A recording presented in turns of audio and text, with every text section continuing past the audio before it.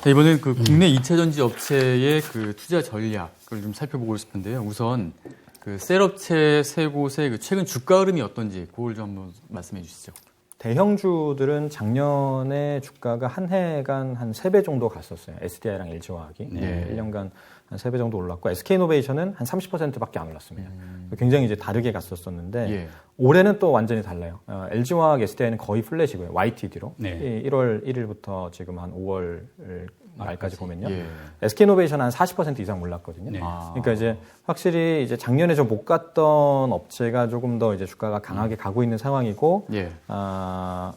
이러한 상황에서 이제 SK이노베이션은 또 소송도 종결이 됐고, 네. 미국 투자도 조금 더 빠르게 하다 보니까 주가가 상대적으로 좀 강하게 나타나고 있고요. 지금까지는 네, 그런 모습을 보여주고 있습니다. 네. 지금부터 이제 우리가 네. 그 셀 3사에 투자를 하는 사람이다라고 네. 하면은 네. 이 LG, SK, 삼성 요 3사의 어떤 뭐 특징이랄까 네. 투자 측면에서 어떤 점을 네. 고려해서 우리가 그 말하자면 자기가 투자를 해야 될지 이게 궁금합니다. 네. 일단 확실히 좀 업체별로 성격이 좀 다르기는 해요. 그러니까 네. SDI 같은 경우는 제일 가격이 비싸거든요. 그러니까 네. PER 기준으로 보면 올해 실적 기준으로 SDI가 한 40배 이상 정도 되고요. 예. PR이. 네. 그리고 이제 LG랑 SK이노베이션이 20배대이기 때문에 확실히 SDI가 비싼데요. 예. 근데 SDI가 시장 점유율 1위 회사도 아니잖아요. 그러네요. 그런데 이렇게 예. 비싼 게 일단 전지 부문 매출이 가장 큰 비중을 차지하고 있기 때문이에요. SDI는 전체 매출에서 80% 이상이 배터리 매출인 진짜 이제 배터리를 보고 대형주를 산다라고 했을 때는 가장 이제 참 이게 부합하는 회사라고 보시면 되고요. 예. LG 에너지 솔루션, LG 화학과 이제 SK이노베이션 그렇죠. 같은 예. 경우는 각각 이제 화학과 정유 사업이 크게 예. 있기 때문에 배포는 있죠. 예. 상대적으로 퓨어 배터리 회사는 아닌데 네. 다만 이제 LG 화학은 이제 LG 에너지 솔루션이 분사를 해서 상장을 할 테니까요. 네. 그게 이제 중요한 이제 투자 포인트가 되는 것이죠. 네. 그리고 상대적으로 SDI는 또 투자는 좀 보수적으로 하고 있고 네. LG 화학은 그동안 투자는 가장 공격적으로 해왔고요. 예. 그리고 이제 향후에 물적 분할해서 이 에너지 솔루션이 상장을 했을 때 굉장히 높은 가치를 받을 거다라는 기대감들이 있기 때문에 네. 이제 이런 쪽을 좀 선호하시는 분들도 있고요. 그리고 이제 SK이노베이션은 또 이제 후발주자로서 가격은 또 좀 상대적으로 제일 싼데 이제 향후에 이 캐파 증설이 가팔라지다 보니까 향후 실적 추정치가 조금 더 높아질 수 있다라는 기대감들이 좀 있습니다. 네. 그래서 이제 후발주자 주가의 갭을 메워 나간다라는 컨셉으로 또 SK이노베이션을 선호하시는 분들도 많이 있으시고요. 그래서 네. 각각의 특성이 그렇게 나뉘죠. 근데 어차피 주가라는 거는 좀 미래 네. 실적까지 반영해서 네. 지금 있는 건데 네.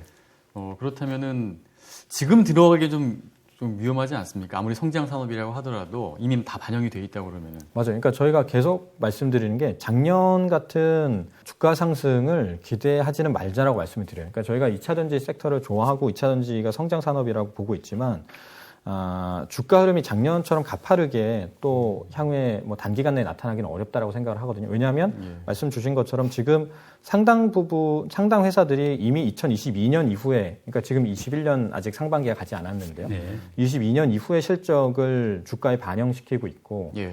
23년 실적 기준으로도 PER이 대부분 20배가 넘어요. 그리고 이제 23년 실적 기준으로 PER 한 30배 정도 타겟팅을 해야 이제 목표 주가 업사이드가 나오거든요. 네. 그러니까 살만한 가격대라고 이제 판단을 할 수 있는 정도거든요. 그래서 이제 업사이드가 아주 크지는 않기 때문에 좀 눈높이를 낮춰야 될 필요는 있다라고 생각을 하고요.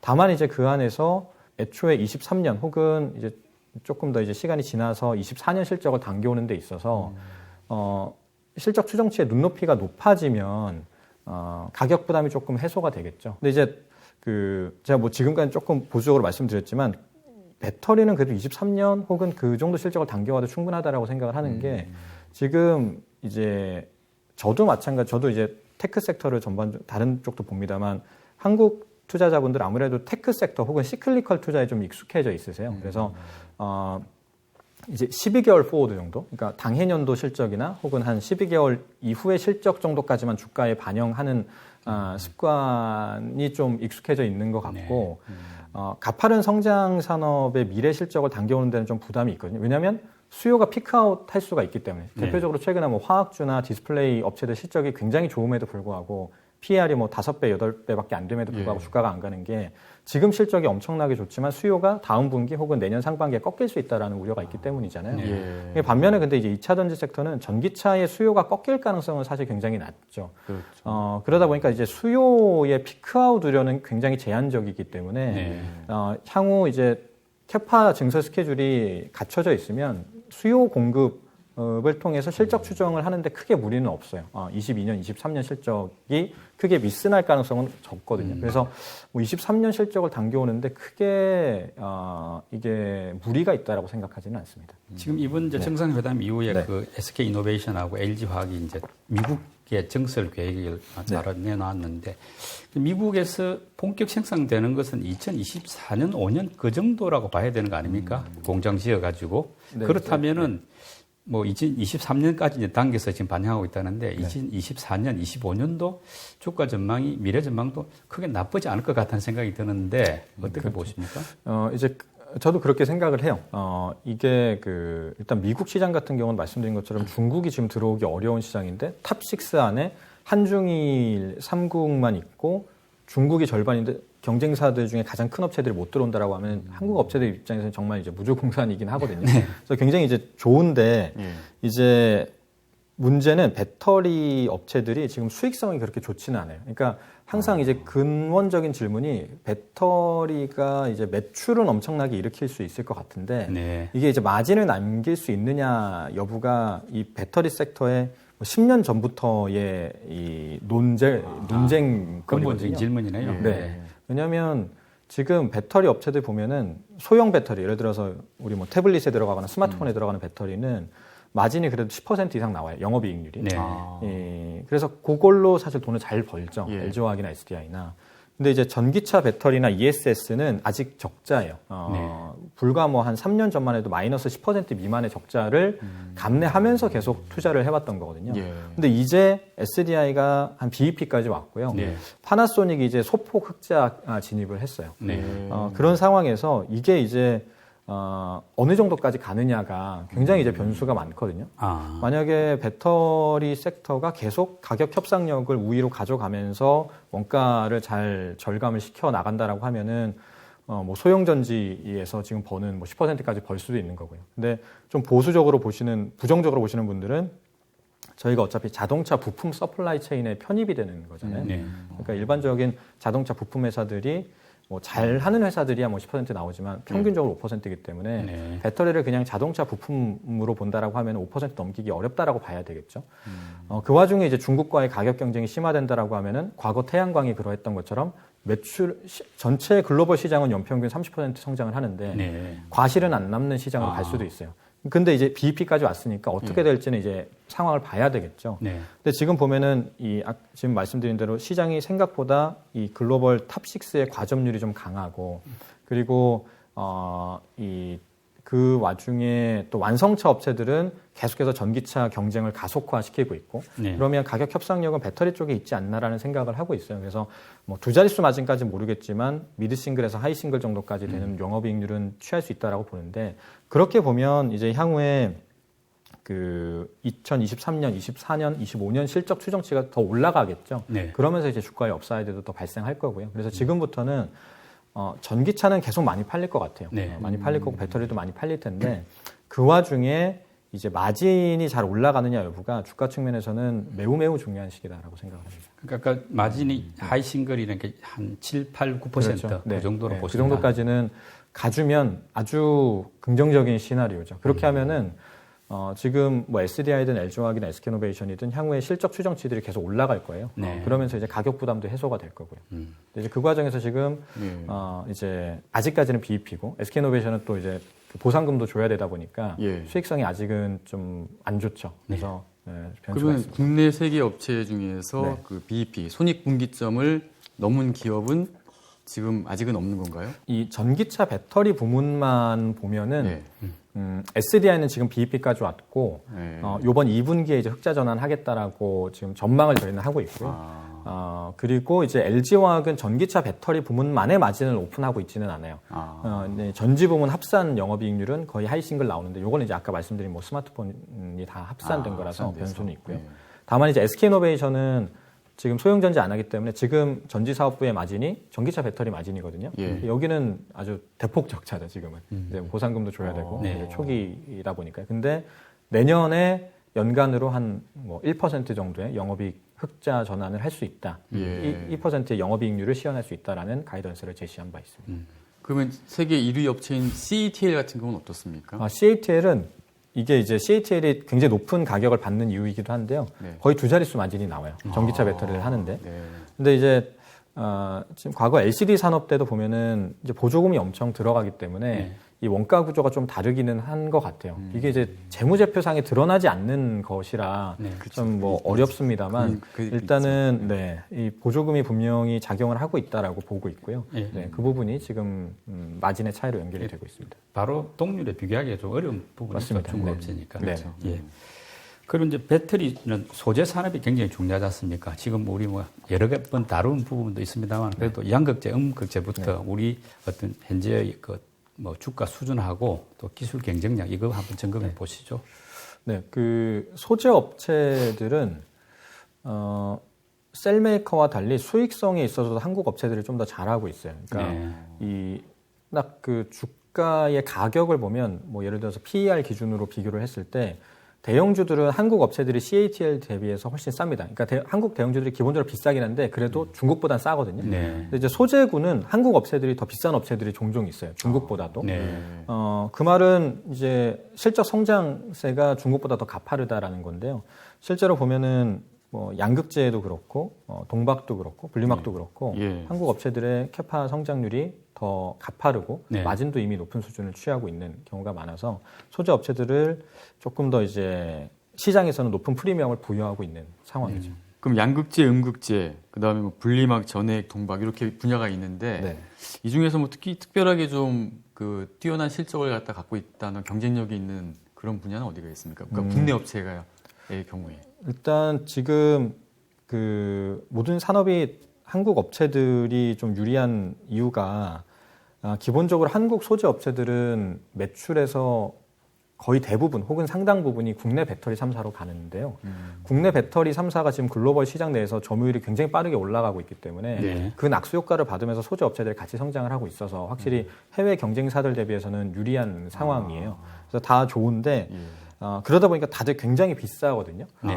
이미 다 비싸요. 그렇죠. 예. 그래서 저희가 뭐 대표적으로 이제 SK IT 상장을 할 때도 예. 굉장히 좋은 회사라서 시가총액이 한 11조 원 조금 안 될 것 같다라고 전망을 했던 적이 있는데 예. 그러면 그때 당시에 이제 상장할 때 시가총액이 7.5조 원이었으니까요. 거의 상한가를 가는 거죠. 근데 이제 시장에서는 당시에 이제 더블 상한가를 기대를 했었으니까요. 따상. 2배 가고 때 따상 가는 걸 기대했으니까 그거에는 훨씬 못 미쳤죠. 예. 근데 이제 드리고 싶은 말씀은 그만큼 굉장히 이제 다 비싸요. 다 비싼데, 이제 그러다 보니까 저희가 이제 보는 기준은 이제 주가 측면에서만 보면 어차피 다들 굉장히 시장 점유율 빠르게 올라가고 있고 마진도 높은 수준이기 때문에 다 좋은데요.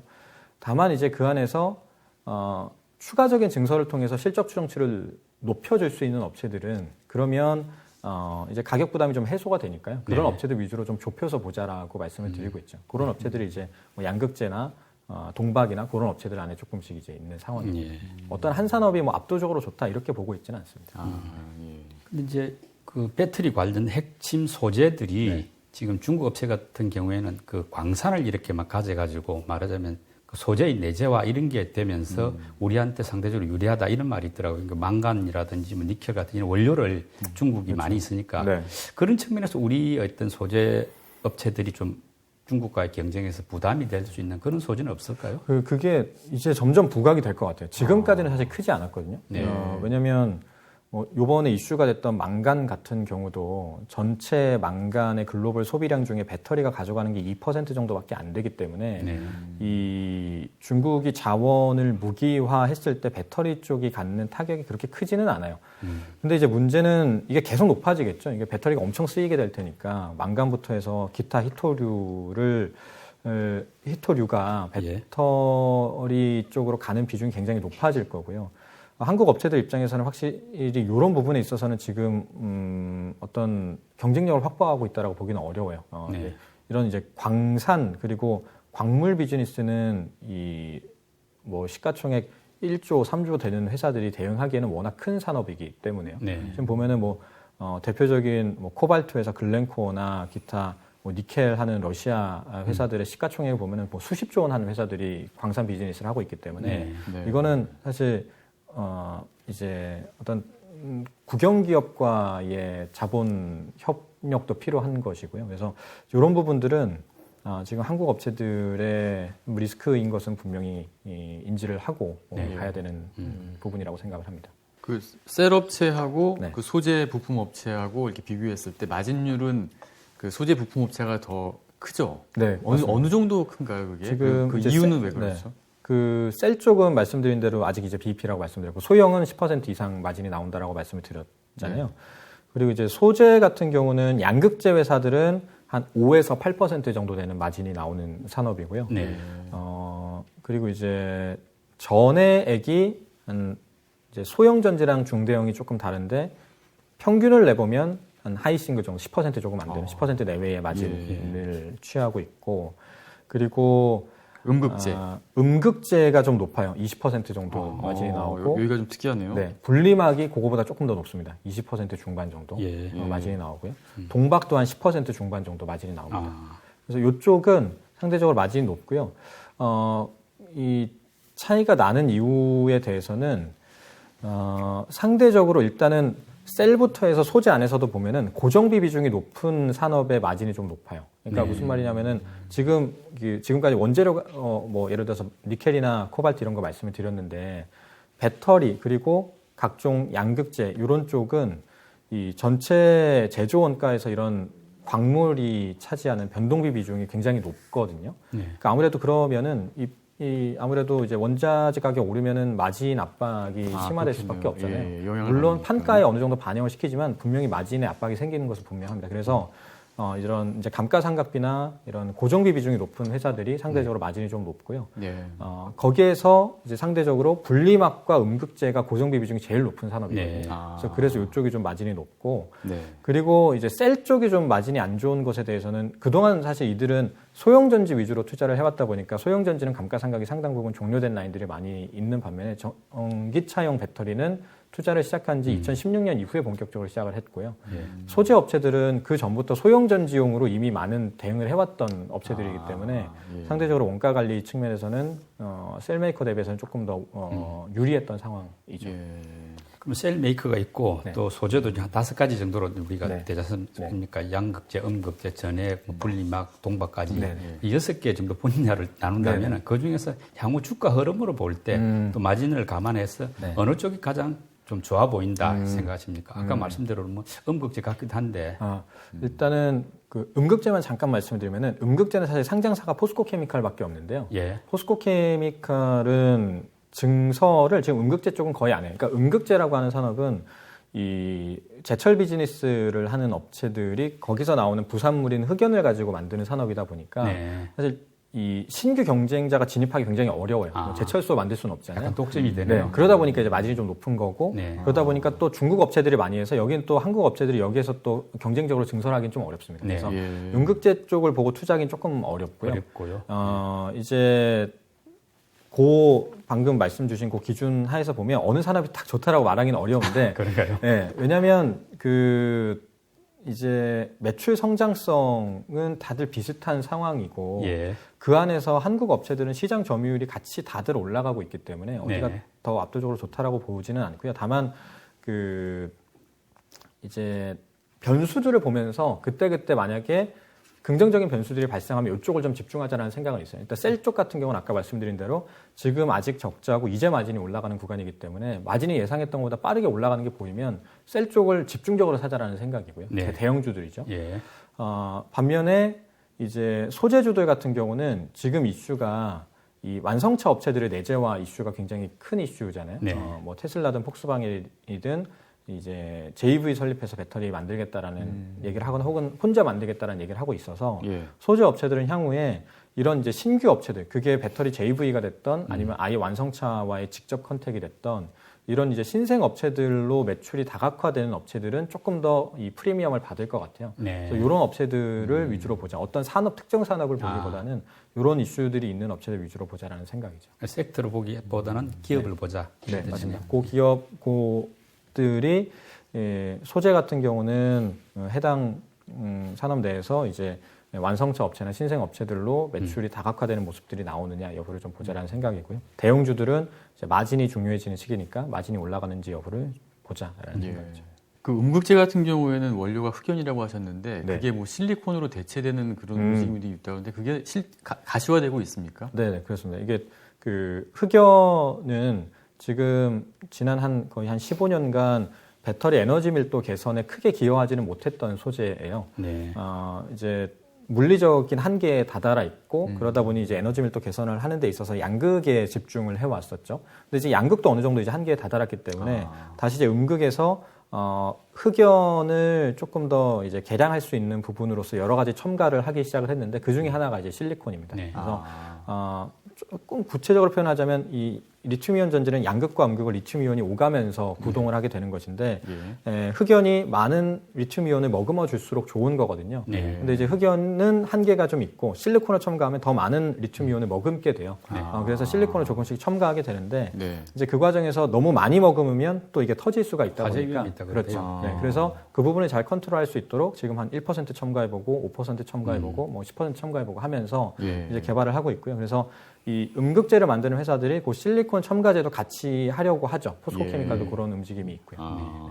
그리고 요즘 이제 배터리가 많이 늘어났으니까 폐 배터리를 재활용하는 산업도 중요해지고 있다는데 이쪽에 어떤 관련 산업 현황은 어떻는지 또 기업들은 어떤 회사들이 있는지 한번 설명해 주셨으면 합니다. 그러니까 이게 그 최근에 재밌는 표현으로 도시 금광이다 뭐 이렇게도 표현을 하더라고요. 그러니까 계속 배터리는 계속 나오잖아요. 근데 이제 그게 하나의 금광이라는 거죠. 왜냐하면 그 안에 그 이제 각종 광물들이 다 들어가 있고 핵심 소재들이 들어가 있는데 이게 왜 금광으로 표현이 되냐면 전기차 안에서 이제 폐배터리라고 해서 나오는 배터리가 쓸 수 없는 배터리가 아니거든요. 그러니까 전기차 배터리는 보통 이제 전체 배터리 캐파가 100이라고 하면은 한 사용 가능 용량이 한 70%까지 떨어지면 교체를 해야 돼요. 왜냐면 이제 워낙 주행 거리가 훅 떨어지게 되다 보니. 근데 70%는 남아 있잖아요. 그래서 그거를 가지고 이제 ESS로 재활용을 하던가 아니면 원재료 추출을 해서 다시 재활용을 하는 거죠. 그러다 보니까 그게 이제 하나의 금광이라고 표현을 하는 건데 이게 이제 사실 산업이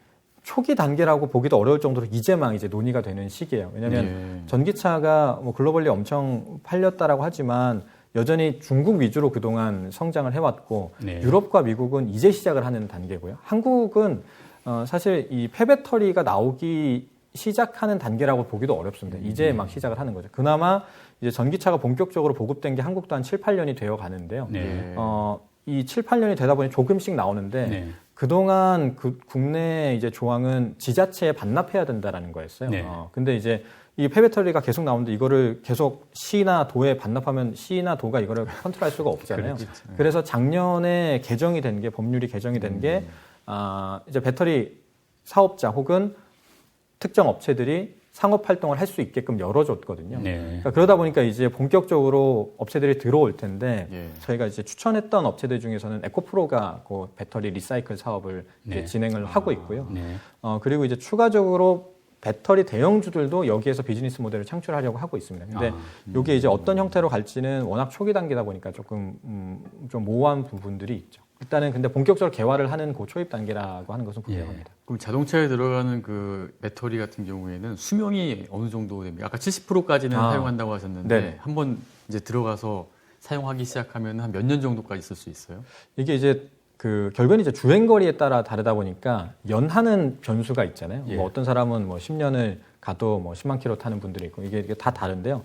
보통 이제 연간 한 이제 그 15,000에서 2만 정도, 한 15,000km 탄다라고 보고 가정을 하면은 한 말씀드린 대로 한 7, 8년 정도가 되면 지금 저희가 일반적으로 보는 1회 충전 시 주행거리 한 400km에서 500km 되는 배터리의 사용 기한이 이제 한 70% 미만으로 떨어지게 되거든요. 사용 가능 용량이. 그래서 보통 한 7, 8년 정도를 이 배터리 교체 주기로 산정을 합니다. 네. 그럼 앞으로 폐배터리 뭐 계속 나오겠네요, 이제부터. 뭐 엄청나게 나오겠죠. 네. 근데 요게 이제 갈수록 뭐 탄소 배출 규제도 강화되고 친환경 정책이 강화되는 시기이기 때문에 네. 이런 폐배터리를 어떻게든 이제 활용을 해야 될 거고요. 네. 그래서 여기에서 비즈니스 모델이 크게 또 생길 것 같아요. 그리고 셀과 소재를 다 망라해가지고 향후 배터리 산업의 주가를 좌우할 수 있는 변수가 있다면 어떤 걸 지금 생각할 수 있겠습니까? 일단 핵심은 뭐 반복해서 말씀드리면 배터리가 돈을 벌 수 있냐. 이게 배터리 대형주들뿐만이 아니라 소재 산업에도 엄청나게 중요하거든요. 네. 왜냐하면 결국은 이제 대형주가 이제 자신들이 돈을 벌어야 밑에 소재 업체들도 지금의 마진을 커버하면서 갈 수가 있기 때문에 네. 이제 셀 메이커들이 수익성을 잘 높여가느냐 이 여부가 굉장히 중요할 것 같고요. 네. 그래서 그게 배터리 서플라이 체인 전반에 굉장히 중요하고 그리고 이제 보다 좀 근본적으로는 이 전기차 판매 대수가 예상만큼 흘러가느냐. 근데 이 부분은 지금까지는 정책 변수가 굉장히 강한 동력으로 작동을 했잖아요. 네네. 대표적으로 유럽의 탄소 배출 규제가 그랬고요. 그리고 미국이 이제 어떤 정책을 구체화시키느냐. 그래서 이제 큰 틀에서 보면 유럽과 미국 각국들의 이 탄소 배출 규제에 관련한 정책 변수가 중요하고 네. 그리고 이제 대형주들의 수익성. 예. 요 여부가 좀 중요할 것 같고요. 그리고 이제 완성차 업체들이 내재화하겠다라고 이제 대대적으로 발표들을 하고 있는데 네. 이들이 말하는 내재화가 진짜 셀을 배제하는 형태로 갈 것인지 아니면 실제 지금 움직임들은 계속 셀 메이커들과 결과적으로는 그냥 JV 맺는 형태로 가고 있거든요. 네. 포드도 그렇고 지금 폭스바겐도 최근에 그런 코멘트를 했었고요. 그래서 정말 셀을 배제하면서 가는 건지 아니면 그들이 말한 내재화라고 하는 게 결국에는 셀과의 협업을 얘기하는 것인지 네. 그런 흐름으로 흘러가는지 여부가 이제 향후에 배터리 섹터에는 굉장히 중요한 변수입니다. 네. 2차 전지 분야의 현황과 전망을 좀 심도 있게 살펴봤는데요. 핵심을 잘 짚어주신 김현수 연구위원님 감사드립니다. 그리고 또 모시겠습니다. 수고하셨습니다. 감사합니다.